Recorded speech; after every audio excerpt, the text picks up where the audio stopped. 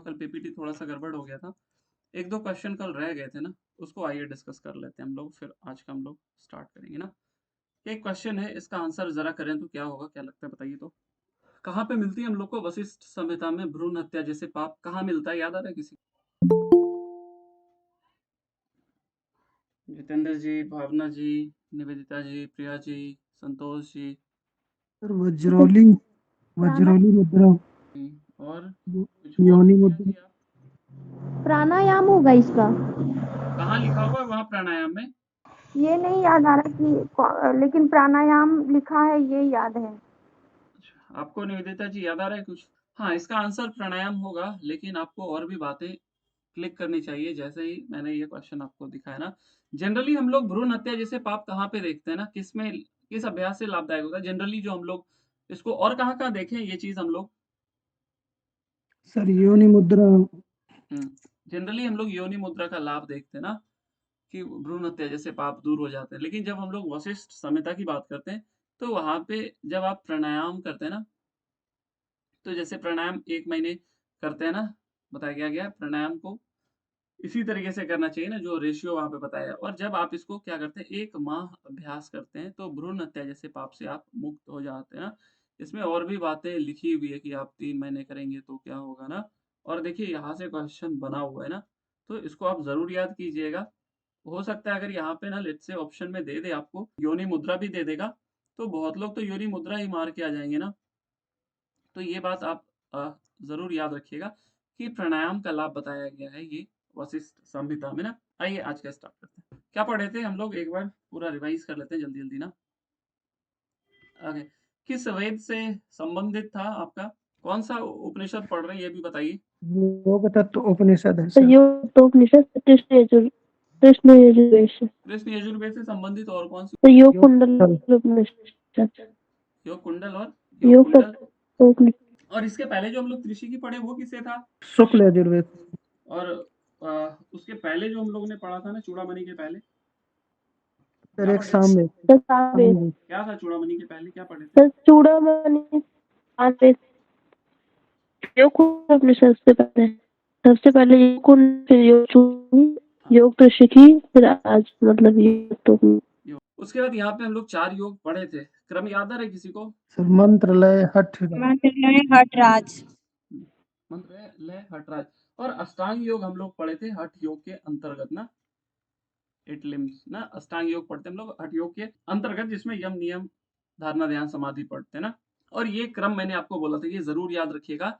निष्कल निर्मल ना, निष्कल निर्मल, शांत, सर्वातीत और निरामय। ये मुझे लग रहा है बहुत इंपॉर्टेंट है। I don't think what you think about this ना, बट ये मुझे वाकई बहुत इंपॉर्टेंट लग रहा है। तो आप इसके क्रम को आप जरूर याद कर लीजिएगा ना, निष्कल निर्मल, शांत, सर्वातीत, निरामय ना।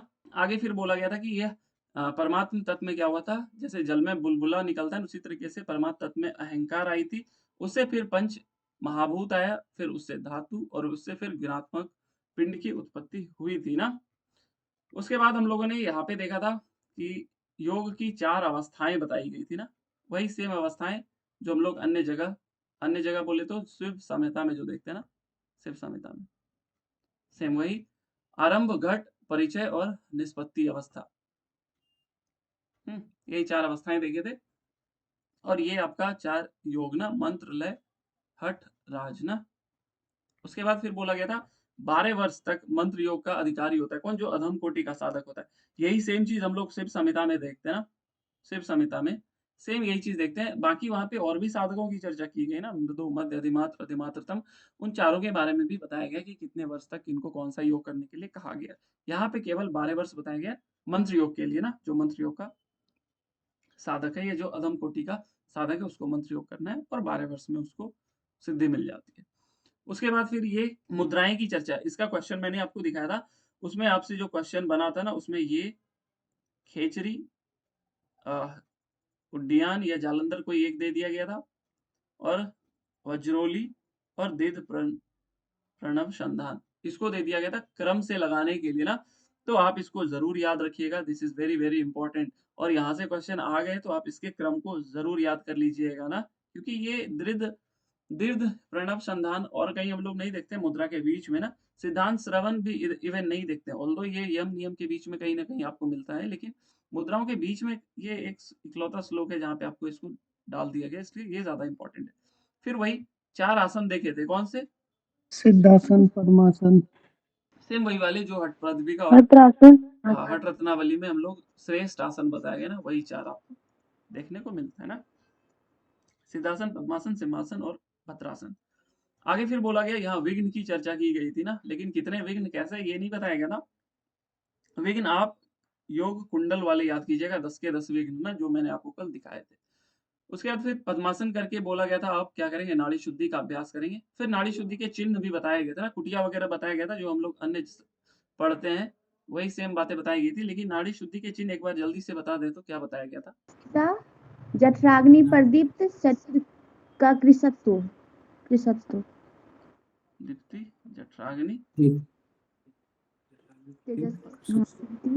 जठराग्नि कृशत्व ये चीज मिली थी। और यही सेम कहाँ पे मिलती है हम लोगों को, बताइए?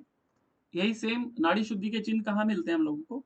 एक है ना, ये कृष्णोत्तम वहां पे नहीं है, वहां नादादि व्यक्ति कहाँ पे बताया गया है? तो वशिष्ठ संहिता में। ध्यान से सुन लीजिए सभी लोग ना, ये मैंने कल भी बताया था, वशिष्ठ संहिता में यही मिलता है। यहाँ पे लघुता नहीं रह, सॉरी, यहाँ पे कृषत्वम नहीं रहता है, वहां नादादि व्यक्ति लिखा हुआ है वशिष्ठ संहिता में, लेकिन जब आप योग तत्व उपनिषद की बात करते हैं तो वहां पे कृषत्वम है ना, ये ध्यान दीजिएगा। और वही कुटिया का स्थान लगभग सेम बताया गया था, मिलता जुलता है, श्लोक थोड़ा डिफरेंट है बट मीनिंग वही सेम है ना। और नाड़ी शुद्धि के लिए वही बोल दिया 16, 64, 32। और उसके बाद नाड़ी शुद्धि के चिन्ह आपको देखने को यहाँ पे मिले थे ना। 4 जो अवस्था होती है ना, पहले दिन में 4 बार करने के लिए, 80 कुंभक करने के लिए बोला गया है ना, और उसके बाद वही पसीना आना, कंपन होना, फिर हवा में ऊपर उठ जाना, ये सब हम लोगों ने देख लिया था। और एक और चीज मैंने ये बताई थी, ये भी बहुत इंपॉर्टेंट मैं बोलूंगा, यहाँ पे जनरली हम लोग देखे हैं ना, बहुत बार पथ्य और अपथ्य से बहुत बार क्वेश्चन आए ना, तो इसको आप जरूर याद कर लीजिएगा ना, क्योंकि यहाँ पे देखिए ये लवण, अम्ल, उष्ण, रुक्ष के बीच में एक सरसप दे दिया है, इसलिए ये ज्यादा इंपॉर्टेंट मैं कहूंगा ना। तो ये श्लोक आप जरूर याद कर लें, और नहीं हो तो अभी आप इसके स्क्रीनशॉट भी ले लीजिएगा ना। ठीक, जैसे इसके पहले वाला मैंने आपको श्लोक बोला ना याद करने, निष्कलम निर्मलम ना, निष्कल और निर्मल, फिर शांत, सर्वातीत, सर्वातीत और निराम है ना। ठीक उसी तरह इसको यहाँ पे भी ठीक आप इसी तरीके से लवणम, सर्षप, च, अम्ल, उष्णम, रुक्षम, तीक्ष्णम, आप इसको याद कर लीजिएगा ना। और बाकी वही विघ्न है जो हम लोग अन्य जगह देखते हैं ना। अब यहाँ पे इसको भी मैं इंपॉर्टेंट बोलूंगा, क्योंकि जनरली क्या होता है, गोधूम, साली, यव, षष्ठी इस तरीके से आप याद करते हैं ना, लेकिन यहाँ पे एक मूंग दे दिया गेहूं के बाद, तो अगर आप ध्यान नहीं दीजिएगा तो फिर आप गलत कर दीजिएगा ना। तो गोधूम, मुद्ग ना, मुद्ग, फिर साल्य यन्न, फिर योग वृद्धि कर्म विदु ना, तो गेहूं, मूंग और चावल का भोजन करना है। और फिर वायु को इच्छा अनुसार करने की शक्ति आ जाती है जब इस तरीके से आप पथ्य और पथ्य का करते हैं, फॉलो करते हैं, आप नाड़ी शुद्धि की प्रैक्टिस करते हैं, प्राणायाम करते हैं उचित तरीके से ना, तो फिर आप इच्छा अनुसार आपको श्वास रोकने की वो शक्ति आ जाती है ना। जब आप प्लुत मात्रा में क्या करते हैं, ओमकार का जप करते हैं, तो क्या होता है, एक तो पापों का पूर्व जन्म के पापों का नाश ना, आप भी कहीं लिख लेना, एक कॉपी रखा कीजिए, उसमें ऊपर पे डेट दे दीजिए, और उसके बाद आप उसको ना उसी डेट में उस कॉपी के टॉप पे लिख लिया कीजिएगा जो भी आपको इम्पोर्टेंट लगे ना। उसके बाद विघ्न बाधा ना, और दोषों का हरण करता है ना। इसी तरीके के क्वेश्चन बनते हैं, आपने क्वेश्चन देखा होगा ना प्रीवियस ईयर, तो आपको आइडिया लगा होगा ना, दोषों का हरण करता है। ये 3 चीज बताया ना, पूर्व जन्मों का, पापों का नाश करता है, विघ्न बाधा और दोषों का हरण करता है ना। अब इसके बाद हम लोग ने 4 अवस्था देखी थी योग तत्व उपनिषद में जो बताया गया। तो आरंभा अवस्था, घटा अवस्था, घटा अवस्था के लिए ही बोला गया, क्या बोला गया, उस स्थिति में प्राण अपान एक होते हैं, मन बुद्धि जीवात्मा परमात्मा की एक तरीके से एक रूपता हो जाती है, और उसी समय क्या होता है, घटावस्था घटित होती है। ये भी हम लोगों ने देख लिया था, ये याद रख लीजिएगा ना, उसको घटावस्था बोला गया। कि गुरु के वाक्यों को याद करके ना हम लोग बहुत बार इस चीज को पढ़ चुके हैं कि बिना गुरु के कभी भी हठ योग सफल नहीं होगा ना। तो जैसे गुरु, इवन कोई भी योग आप प्राप्त नहीं कर पाओगे बिना गुरु के ना। आरंभावस्था के लिए कुछ नहीं बोला, आरंभावस्था के लिए कुछ नहीं, घटावस्था के लिए वही हम लोग ने देखा ना, प्राण अपान मन बुद्धि जीवात्मा परमात्मा, तब घटावस्था घटित होती है। और इसी प्रकार जब करने जाते हैं, करते रहते हैं, तब आपको घटावस्था की प्राप्ति होती है। अब परिचय की बात करते हैं, तो परिचय अवस्था में क्या होता है, आपकी जो कुंडली होती है उसका जागरण हो जाता है, प्राण का प्रवेश सुषुम्ना में हो जाता है ना, कि कुंडली की साधना द्वारा जागृत करके भावना पूर्वक सुषुम्ना में अवरोध रहना चाहिए। यहाँ से क्वेश्चन नहीं बनेगी, जनरली ये बनेगा तो वही आपकी हट प्रदीपिका से ही बनेंगे ना, क्योंकि यहाँ पे उस तरीके का कुछ यूनिक बातें नहीं बताई गई, जैसे नाद का अनुभव या ये चिन्ह दिखाई देते हैं या ग्रंथि भेदन ना, कुछ भी यहाँ पे नहीं बताया गया, इसलिए ये ज्यादा इंपॉर्टेंट नहीं है। बस आप ये याद रखिएगा कि इसमें उन नादानुसंधान की अवस्थाओं को यहाँ पे योग की अवस्था बोल दी गई ना। तो आरंभा हो गया घटा, परिचय में कुंडली जागरण, फिर आती है निष्पत्ति अवस्था। निष्पत्ति अवस्था के लिए भी कुछ नहीं बोला ना, तो यहाँ पे ये इंपॉर्टेंट नहीं होगी। बस दो बोला, घटावस्था और परिचय अवस्था की बात की ना, परिचय अवस्था में कुंडली जागरण हो गई। अब आती है सबसे इंपॉर्टेंट चीज, यहाँ से क्वेश्चन बने और मैंने दिखाया था, एक बार फिर मैं आपको दिखा दूंगा ना। अभी हम लोगों ने कहीं पढ़ा था क्या, पंचधारणा, कुछ दिन पहले। त्रिशिखी हिरण ब्राह्मण, हाँ, त्रिशिखी ब्राह्मण में था ना, या योग चूड़ामणि में था। त्रिशिखी ब्राह्मण से। आइए पांचों धारणा एक बार फटाफट जल्दी से बता दे। तो पहले आप बीज मंत्र बताएंगे ना, बीज मंत्र, स्थान, देवता, हाँ, बाकी उसका अगर कुछ याद होगा तो बताइए, जल्दी जल्दी बताइए। तो तत्व सर ना, पृथ्वी का स्थान है पैर से घुटनों तक, रंग है पीला, आकार है चतुर्कोण, समय है 2 देवता है हरि। 2 घटी है या 2 घंटा है? 5 घटी से 2 घंटा सर। स्थान पैर से पैर घुटना से ना। घुटनों तक जी सर। हम्म, देवता, देवता हरि हैं सर। माता चतुर्भुज किरीटिनम ना। ओके, इसको जनरली आप ब्रह्मा भी बोल देते ना लोग, चतुर को ब्रह्मा ही कह देते ना, चतुर्मुख या चतुर्मुख। ओके, ये हो गया, ये पृथ्वी तत्व थे ना, 5 घटी था ना, 2 घंटे। उसके बाद जल तत्व ना, कहता था जी सर। दूसरा जल तत्व सर, इसमें घुटना से कटी प्रदेश, रंग श्वेत, समय 10 घटी, इसके देवता नारायण और आकार अर्धचंद्रमा। फिर था अग्नि अग्नि। सर। अग्नि कहाँ था स्थान इसका? अग्नि कटी से नाभि प्रदेश, सर रंग मध्य। लाल, समय 15 घटी, देव प्रद्युम्न और आकार अग्नि की लपेटों की तरह।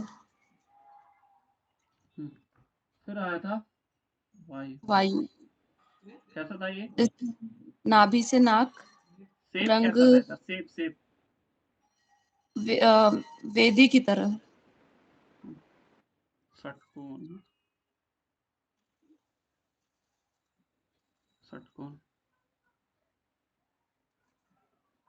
कहाँ से स्थान था इसका? नाभि से नाक। और यहाँ पे 20 घटी थी ना। जी ये जी। याद रखिएगा, ये एक त्रिशिखी ब्राह्मण ही ऐसा है जहाँ पे इस तरीके से धारणाओं की है कि 5 घटी 10 घटी इस तरीके से बढ़ाना है ना। देवता कौन थे इसके? संकर्षण। उसके बाद आता है आकार।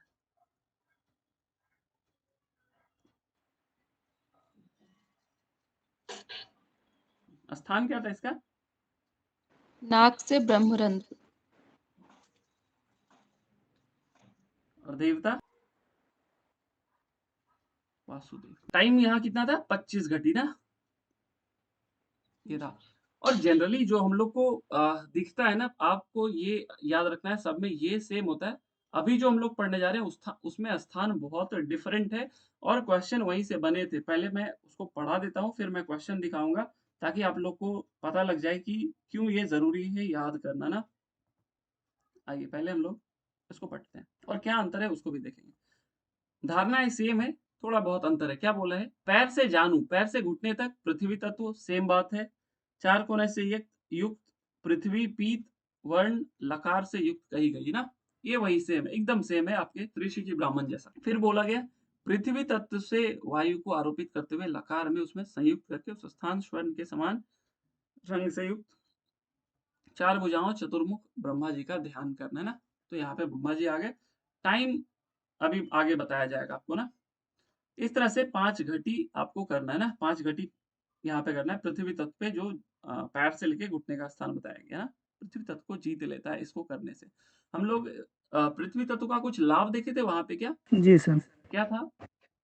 मुक्ति को प्राप्त हो जाता है सर। हाँ, मुक्ति प्राप्त हो जाती है ना, वहां पे त्रिशिकी ब्राह्मण में थी। लेकिन यहाँ पे केवल वही बताया जो हम लोग अन्य सब जगह पढ़ते हैं ना, कि पृथ्वी पे पूरी पृथ्वी जीत लेता है या आप क्षिति जयम कर लेते हैं ना, ये चीज ही दिखती है। लेकिन वहां पे एक अलग थी कि मुक्ति को प्राप्त होता है त्रिशिकी। आगे फिर बोला गया घुटनों से गुदा स्थान। अब देखिए ये थोड़ा सा अलग हो गया। वहां क्या था त्रिशिकी ब्राह्मण में? घुटने से कटी प्रदेश। और यहाँ पे हो गया पायु पर्यंत। आप दोनों याद रखिएगा ना, पायु पर्यंत ना, पायु मतलब गुदा स्थान। तो अजानु, जानू से पायु ना, तो ये याद रखिएगा। यहाँ हो गया पैर, फिर जानू और पायु। घुटनों से गुदा स्थान जल तत्व हो गया ना, जल तत्व। और यह अर्धचंद्र सेम वही बात है। वम बीज मंत्र है, जल तत्व का आरोपित करते हैं। वम बीज को समन्वित करके चतुर्भुज मुकुट धारण किए हुए पवित्र स्फटिक के सदृश पीत वस्त्रों से आच्छादित अच्युदेव श्री नारायण का 5 घटी। तो यहाँ पे 10 नहीं है, यहाँ पे भी 5 घटी ही है ना, 5 घटी। और यहाँ पे भी 5 घटी। केवल त्रिशिकी ब्राह्मण में वो बढ़ता जाता है ना, 5 घटी 10 घटी। हाँ, और ये बता दिया इससे सभी पापों का छुटकारा मिल जाता है। जैसे आपको त्रिशिकी ब्राह्मण में केवल बताया क्या, मुक्ति मिल जाती है किस पे? पृथ्वी तत्व पे धारणा करने से। यहाँ पे जल तत्व के लिए बोला गया कि पापों से छुटकारा हो जाता है ना, सर्व पापे प्रमुच्यते, ये लाभ बता दिया गया। तो कल को क्वेश्चन बनेगा कि त्रिशिकी ब्राह्मण के अनुसार किस पे धारणा करने से सभी पापों से छुटकारा मिल जाता है, या किसका लाभ बताया गया है, किस धारणा का लाभ त्रिशिकी ब्राह्मण के अनुसार बताया गया कि सर्व पापे प्रमुच्यते ना। तो ये याद रखिएगा, यह आपके जल तत्व की बात की जा रही है ना। This is very very important. पायु से, गुदा से लेके हृदय प्रदेश ना, तो पायु से हृदय आ गया, पायु से हृदय अग्नि तत्व। और वहां क्या था? कटी प्रदेश से नाभि प्रदेश था ना। तो ये डिफरेंस देखिएगा ना। तो हृदय आ गया। अब फिर इसमें भी 3 कोनों जो हम लोग पढ़े, अग्नि का स्थान लाल वर्ण, रम बीज मंत्र बताया गया। और यहाँ के देवता रुद्र बता दिए गए ना, भगवान रुद्र। और वहां पे कौन था त्रिशिकी ब्राह्मण में? सर प्रद्युम्न। प्रद्युम्न ना। तो यहाँ इसके बीज मंत्र मतलब देवता हो गए रुद्र। लाभ अग्नि में नहीं जलेगा, लेकिन ये वही है ना, 5 घटी 2 घंटे तक ही करना है ना, केवल त्रिशिकी ब्राह्मण में अलग बताया गया। उसके बाद फिर अग्नि में प्रविष्ट कर जाएगा तो भी नहीं जलेगा। हृदय प्रदेश से ना, वायु से लेके हृदय प्रदेश हुआ था। अब हृदय प्रदेश से कहां तक बोला? भ्रिकुटी तक। हृदय प्रदेश से भ्रिकुटी तक, भ्रिकुटी भ्रूमध्य बोलिए। और वहां क्या था? यहाँ कटी, जानू से कटी प्रदेश, कटी प्रदेश से नाभि, नाभि से नासिका थी ना। अब यहाँ पे आ गई भ्रूमध्य। अब ये किसका हो गया? वायु तत्व ना, वायु तत्व। बीज मंत्र सेम है, इसको मैं नहीं लिखूंगा, बीज मंत्र तो याद हो गया होगा आप सभी को। फिर आगे क्या बोला गया? यह षटकोण के आकार वाला ना, तो षटकोण यहाँ पे मैंने जो बनाया ना, ये जो है ना, ये षटकोण देखिए, इसी को बोलते हैं षटकोण ना, हेक्सागोन।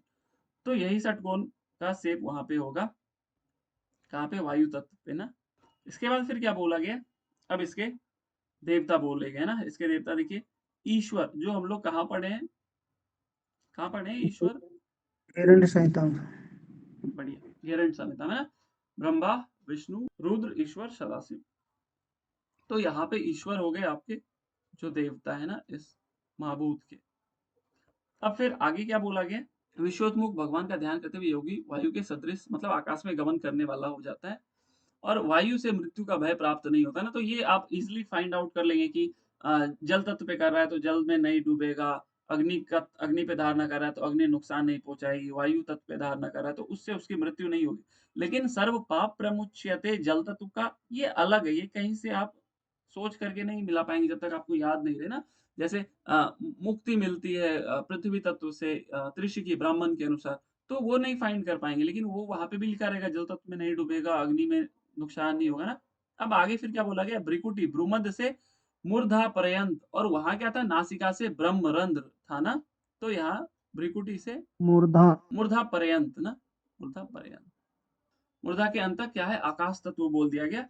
और यह व्योम वृत्त ना, व्योम वृत्त मतलब आकाश, ऐसे वृत्त मतलब सर्कल है, और व्योम की तरह इस तरीके से ना, व्योम वृत्त। और इसका धूम्रवर्ण और हकार अक्षर बोल दिया गया, और इसके देव महादेव सदाशिव को बोल दिया गया ना, सदाशिव का ध्यान करना। तो ये आप जरूर याद कर लीजिएगा इसको, ये भी बहुत इंपॉर्टेंट है, मूर्धा प्रयत्न और सदाशिव। यहाँ पे 5-5 घटी है, लेकिन ये स्थान अलग है ना। पैर से जानू से पायु, पायु से हृदय, हृदय से भ्रूमध्य, और भ्रूमध्य से मूर्धा पर्यंत। क्लियर है सभी को ये चीज, और ये वाकई इंपॉर्टेंट है। अब इसका क्वेश्चन मैं दिखाता हूँ, और ये इसी बार का क्वेश्चन है 2023 का, आप दिए होंगे पेपर तो आपको दिखा होगा ना। क्या बोला गया, योग तत्व उपनिषद के अनुसार हृदय से भ्रिकुटी। अब देखिए हृदय से भ्रिकुटी, आप सोचते रहेंगे आकाश था कि वायु था, क्या था याद ही नहीं आ रहा ना। तो हृदय से भ्रिकुटी किसका स्थान हो गया, वायु। वायु। और भ्रिकुटी से मूर्धा पर्यंत आपकी आकाश ना। और हृदय से नीचे क्या था, अग्नि। पायु तक ना, अग्नि तत्व। पायु से नीचे फिर वायु से नीचे घुटना, जल तत्व। और घुटना से फिर पैर आपके हाँ पृथ्वी तत्व ना। तो ये इसे याद रखिएगा, पैर से घुटना, घुटना से पायु, पायु से अग्नि, सॉरी पायु से हृदय, और हृदय से भ्रिकुटी, और भ्रिकुटी से मूर्धा पर्यंत ना। ये याद रखिएगा, ये क्वेश्चन आया हुआ है 2023 दिसंबर, अभी जो रिसेंटली पेपर हुआ ना। आप क्वेश्चन आईडी डालिएगा, आपको क्वेश्चन दिख जाएगा, इसलिए ये ज्यादा इंपॉर्टेंट है। कल को क्वेश्चन यही बनेगा, त्रिशिकी ब्राह्मण के अनुसार दे देगा ना, त्रिशिकी ब्राह्मण के अनुसार। अच्छा हाँ, ये कल क्वेश्चन गिजमिज हो गया था ना अपान वायु के लिए, इसीलिए मैं बोला था कि आप स्थान जरूर याद कर लीजिए। किसने पूछा था कल, उपमा जी याद हुआ आपको, पर क्या सर? आपने कल पूछा था ना वशिष्ठ संहिता के अलावा और कहाँ मिलता है, अष्टांग योग पूछे थे आप, या ये पूछे थे वायु वाला, हाँ सर, अष्टांग योग का जो डेफिनेशन पूछा था याद हो गया आपको? हाँ सर, त्रिशिकी ब्राह्मण उपनिषद और इसमें शिव संगीता का सर, ये दोनों में डेफिनेशन है। सिद्धांत पद्धति थी ना। सर इसी, हाँ SSP शिव सिद्धांत पद्धति। तो ये याद हो गया आपको, सिद्ध सिद्धांत पद्धति का डेफिनेशन सारा। कुछ कुछ हुआ है, जैसे यम का उपसम ध्यान और का क्या नियम। है, ध्यान का क्या है, सॉरी, ध्यान का क्या है डेफिनेशन वहां, ध्यान का ध्यान नहीं इसका है नहीं पता। निश्चल इसका सर्वभूतेषु ध्यान का क्या है वहां पे, किसमें सर, सिद्ध सिद्धांत सिद्धांत पद्धति में, हाँ सिद्ध सिद्धांत सर्व पद्धति में। सर्वभूतेषु समदृष्टि से, एक और था ना, सर्वभूतेषु अद्वैत, समदृष्टि के अलावा एक और था ना, अद्वैत परमात्मा ही, हाँ अद्वैत भाव बोला गया था ना एक तरीके से। हाँ ये याद रखिएगा, ये बहुत बहुत इंपॉर्टेंट है। आइए यहाँ पे, अब इसमें ज्यादा कुछ और नहीं बताया, ये क्वेश्चन बहुत इंपॉर्टेंट, ये सारी टॉपिक इंपॉर्टेंट थी जो अभी हम लोगों ने कवर किया ना। यहाँ पे दो ध्यान की चर्चा मिलती है ना, सगुण और निर्गुण ध्यान, ये आपके याद रखिएगा। क्वेश्चन ये बन सकता है, सगुण और निर्गुण ध्यान की चर्चा किस उपनिषद में मिलती है, तो योग तत्व उपनिषद ना, ये याद रखिएगा, ये भी क्वेश्चन बन सकता है। ये सब क्वेश्चन इजी होंगे, लेकिन फिर भी आपके लिए डिफिकल्ट हो जाएंगे। अब देखिए क्या बोला, अब क्या कर लिया आपने, आकाश तत्व पे धारणा कर ली, फिर क्या बोलते हैं कि वे भगवान से परम पवित्र स्फटिक के सदृश निर्मल है ना। वहां पे आप रुद्र को रुद्र पे ध्यान कर रहे हैं ना, वहां के देवता है। तो क्या बोला गया है कि उनके बारे में बताया गया, वो 5 मुखों से युक्त है, सौम्य है, उनकी 10 भुजाएं हैं, और 3 नेत्रों से युक्त हैं। ये भगवान शिव के बारे में बताई जा रही है। 5 तरह की धारणा करनी चाहिए ना, जो अभी हम लोगों ने पढ़ी। फिर इस धारणा से उस योगी का शरीर, अब ये देखिए धारणा का कंप्लीट लाभ एक तरीके से बता रहे हैं ना, क्या होता है, शरीर अत्यंत दृढ़ हो जाता है और मृत्यु का भय भी व्याप्त नहीं रहता ना। तो क्वेश्चन डायरेक्टली बनेगा कि धारणा योग तत्व उपनिषद के अनुसार धारणा का लाभ क्या बताया गया ना, धारणा का लाभ क्या बताया गया। तो ये दोनों चीज याद रखिएगा, शरीर दृढ़ हो जाता है और मृत्यु जय हो जाता है, या मृत्यु का भय खत्म हो जाता है ना। ये याद रखिए, दो लाभ बताए गए। अब आइए आगे बढ़, अब यहाँ पे सगुन ध्यान के लिए क्या बोला गया है, सगुन ध्यान के लिए कि आप आकाश तत्व पे ही क्या करेंगे, ध्यान लगाएंगे। कितनी देर, 2 घंटे 24 मिनट, मतलब 6 घटी ना, 5 घटी हुआ 2 घंटे, तो 6 घटी उसमें 24 मिनट जोड़ देंगे तो 2 घंटे 24 मिनट। और जब आप उतनी देर वायु को रोक करके आकाश तत्व पे क्या कर रहे हैं, उस देवता वहां के उस पे जब ध्यान कर रहे हैं, उसी को क्या बोला गया, सगुन ध्यान। और सगुन ध्यान का लाभ बोला गया अनिमा आदि सिद्धि ना, अनिमा आदि सिद्धि बताया गया। और निर्गुण ध्यान के लिए फिर बोल दिया गया कि इससे समाधि की प्राप्ति होती है ना।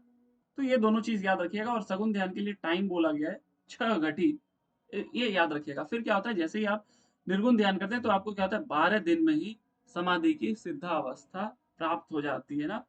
निर्गुण ध्यान से 12 दिन में समाधि ना, 12 दिन में साम्य अवस्था बोलिए या समाधि प्राप्त हो जाती है ना, 12 दिन में। और सगुन ध्यान के लिए आपको 6 घटी बोला गया था, ध्यान धारणा करने के लिए ना, या ध्यान करने के लिए 6 घटी। अब समाधि में जीवात्मा परमात्मा की समान अवस्था हो जाती है, हम लोग बहुत पहले से पढ़ रहे हैं, हर एक टेक्स्ट में लगभग ये चीज हम लोगों ने पढ़ी है। सबसे पहले हम लोगों ने पढ़े थे भाई महामुद्रा, महाबंध, महावेद और खेचरी ना, सेम वही आपके अष्टप्रदीपिका वाले श्लोक है वहां तक, वो 4 तक, उसके बाद फिर बदल जाता है क्रम ना। अब मेथड क्या बोला, एक पैर को आप कहाँ लगाएंगे, शिवनी स्थान योनि स्थान के पास लगाएंगे, दूसरे पैर को खोल करके रखेंगे और जो पैर खुला हुआ है उसको हाथों से पकड़ लेंगे। कौन सा ये प्रैक्टिस है, सर महामुद्रा। यहाँ पे उसको क्या बोल दिया गया है, महाबंध बोल दिया गया ना। ये देखिए आगे जब पढ़ेंगे फिर यही बोला कि इसको जब आप एक तरफ से कर लें तो दूसरे तरफ से भी करेंगे, और वही जालंधर बंद लगाएंगे। इसमें वायु को धीरे धीरे आप श्वास लेंगे और फिर इच्छा अनुसार शक्ति के अनुसार क्या करेंगे, उसको कुंभक करेंगे और फिर धीरे धीरे रेचन कर देंगे। फिर एक तरफ से हो जाए, बाएं अंग से करने के उपरांत आप दूसरे तरफ से करेंगे, और जो पहले पैर खुला हुआ था उसको योनि स्थान पे लगाएंगे, जो योनि स्थान पे था उसको फैला करके अंगूठी को दृढ़तापूर्वक पकड़ लेंगे, और यही महाबंध बोल दिया गया ना। ऊपर वर्णित जो मेथड है उसको महावेद बोल दिया गया। अब तो क्लियर कट मैं यहाँ पे बताया नहीं, लेकिन आप ये याद रखिएगा कि महामुद्रा, महाबंध, महावेद का नाम मिलता है हम लोगों को ना। आगे फिर खेचरी की बात यह है, तो जीव को आप क्या करेंगे, कपालपुर में लगाएंगे, उसी को खेचरी बोला है जो हम लोग सब जगह पढ़ते हैं।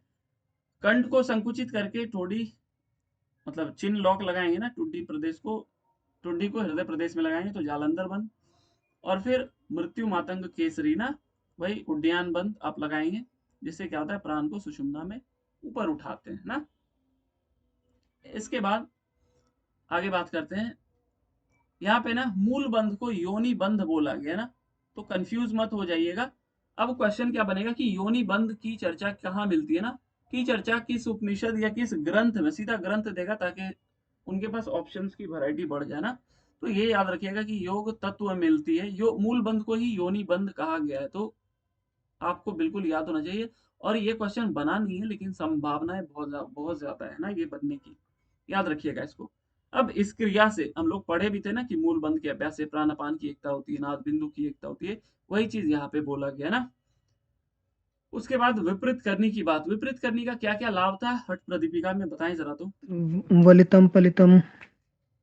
वलितम फलितम। और आवाज कट गई निवेदिता जी आपकी। अभ्यास करने से मृत्यु पे भी एक यहाँ में यहाँ पे भी वही सेम चीज बोली है कि विपरीत करनी मुद्रा से क्या होती है। एक तो ये बोल दिया समस्त व्याधियों का नाश होता है ना, ये बता दिया गया। उससे जठराग्नि बढ़ती है, ये तो हम लोग सभी जगह पढ़ रहे हैं। और उसके बाद फिर वही वलितम पलितम कितने दिन में, 6 माह में नष्ट हो जाती है ना। 6 महीने में आपकी क्या होती है, शरीर की झुर्रियां और बालों की सफेदी समाप्त हो जाती है। विपरीत करने के अभ्यास। जब आप इसको याम मात्र करते हैं तो क्या होता है, आप काल को जीत लेते हैं, मतलब मृत्यु को जीत लेते हैं ना। एक याम में कितना टाइम बताया था मैंने, याद आ रहा है किसी को? सर 3 घंटे, एक याम में से 3 घंटे। याम प्रहर एक ही हुआ। आगे बात करते हैं वज्रोली की। वज्रोली की यहाँ पे कुछ मेथड नहीं बताया गया ना। जनरली हम लोग जो हठ प्रदीपिका हठ रत्नावली में जो डिटेल से वज्रोली की चर्चा पढ़े हैं, यहाँ पे वज्रोली की चर्चा हम लोगों को नहीं, मतलब मिलती है, नाम मिलती है, मेथड नहीं बताया गया किस तरीके से करना, केवल नाम लिख दिया।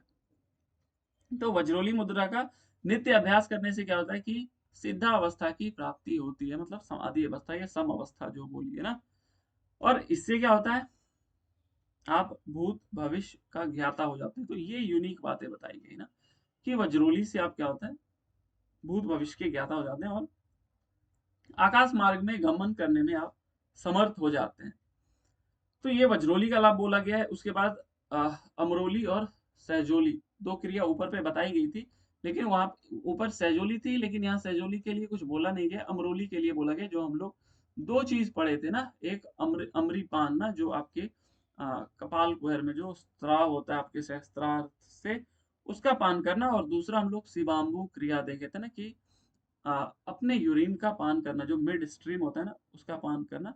और वो कपालिका सेक्ट के अनुसार हम लोग ने देखा था कि अमृम यह पिबे नित्यम नस्यम कुर्वन् दिने दिने ना, ये बोला गया था। तो ये उतना इंपॉर्टेंट नहीं है, इसलिए इस पे मैं कुछ नहीं बोलना चाहूंगा। इसको हम लोग पहले भी बहुत डिटेल में पढ़े। बस ये याद रखिएगा कि अमरोली की चर्चा मिलती है, सहजोली भी मिलती है, लेकिन यहाँ श्लोक में इसके बारे में जरा भी कुछ नहीं बताया गया ना। और फिर जब आप ये चीज प्रैक्टिस करते हैं ना, वज्रोली सहजोली अमरोली, तो इसके बाद क्या होता है कि वह राजयोग सिद्ध करने में समर्थ हो जाता है। इसमें कोई संदेह नहीं है ना। इसमें बस ये देख लीजिएगा कि यहाँ पे क्या बोला गया कि पूरी सृष्टि में क्या है, 3 ही लोक हैं, 3 वेद कहे गए, 3 संध्याएं हैं, 3 स्वर हैं, 3 अग्नि, 3 गुण बताए गए ना। हम लोग अ उ म में देखे थे ना, जो किस उपनिषद में देखे थे हम लोग? योग कुंडल उपनिषद में सर। योग कुंडल में अ उ म में वाला थोड़ी था, याद है किसी को किसमें था? अ उ म के बारे में पढ़े थे ना कि इसमें ये अवस्था है, इसमें सतगुण ब्रह्मा, किसमें था? योग योग चूड़ामणि में हो सकता है सर। योग चूड़ामणि में था ना, बताई जाती कि 3 लोग हैं। इसको डिटेल में और हम लोग जो है ना ध्यान बिंदु उपनिषद में पढ़ेंगे, जो हमारा अगला उपनिषद होगा ना। अब अब यहाँ पे वैसे कुछ इंपॉर्टेंट नहीं है ना, जो इंपॉर्टेंट थे आपके जो क्वेश्चन बनते हैं, एक तो ये बंधों से बनेंगे, इसके क्रम लगाने का क्वेश्चन मैंने आपको दिखा दिया। धारणा का चीज, धारणा से क्वेश्चन बने थे वो मैंने दिखा दिया, उसको आप अच्छे से पढ़ लीजिएगा। और जो 2-3 क्रम जो मैंने आपको बताया, एक आपका पथ्य और पथ्य वाला 2 चीज जरूर देखिएगा। और ऊपर में जो सबसे पहले मैंने आपको बताया ना, निष्कलम निर्मलम शांतम सर्वातीतम निरामयम, इसको आप एकदम रट ही जाइएगा। हाँ, ये बहुत इंपॉर्टेंट मुझे लग रहा है। और इसके अलावा इसमें और कुछ नहीं है ना। तो ये आपके एक और कृष्ण यजुर्वेद आपका खत्म हो गया। ठीक है, आज के लिए हम लोग इतना ही रखते हैं। आपका कोई क्वेश्चन है तो पूछ लें, नहीं तो हरिओम सभी को। आज रुचि जी नहीं आई। दीपक जी कोई क्वेश्चन? जितेंद्र जी कोई क्वेश्चन?